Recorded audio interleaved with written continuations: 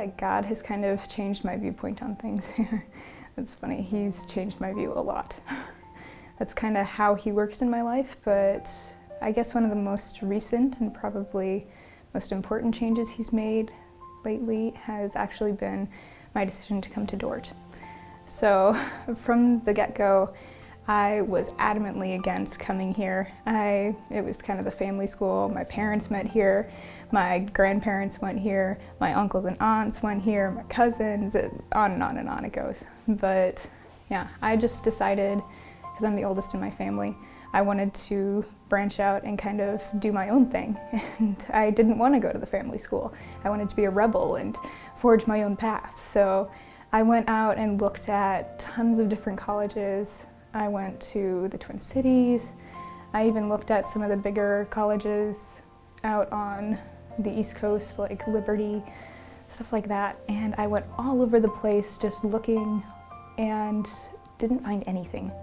Nothing just fit or felt right. And being the stubborn person I was, I kept looking instead of looking where I should have been looking and actually asking God where he wanted me to go.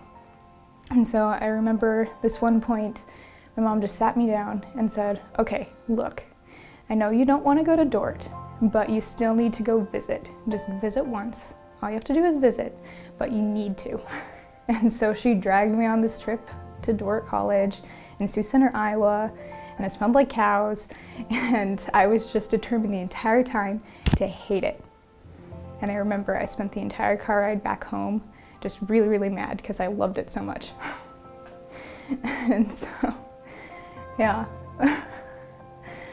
God has really brought me full circle with it, because through that experience, it helped me open my eyes to see just how much I was running from God's will and running from what I was supposed to be doing with my life.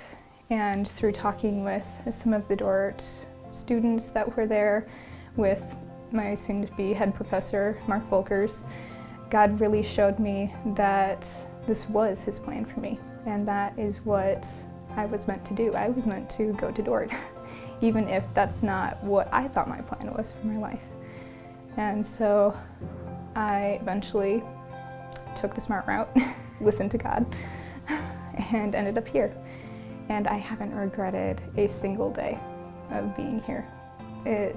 As soon as I signed that application form, it was just like this overwhelming sense of peace. Like, this is what I'm supposed to be doing. This is where I'm going in my life. This is my next step.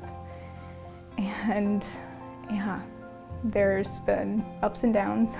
It hasn't been perfect or anything, but God never promised us perfect. He promised us difficulty, hardship, but he also promised us that life would be good.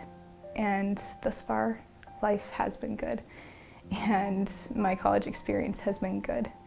And I think it will continue to be good. Life just keeps getting better, and that's the best part about being in the center of God's will. Allowing him to change your view and change your direction is, he makes it good. Not easy, but good. I've learned to give up my pride, because as I've said before, I'm a very strong-willed, kind of prideful person, and throughout my life, God has continually thrown circumstances like this at me to humble me and to make me see that I'm not always right. And sometimes he has a better plan. Don't fight God's leading. Don't fight what he's trying to do in your life, because it never ends well. And it always creates a way harder, more grueling process than if you had just followed his will from the start.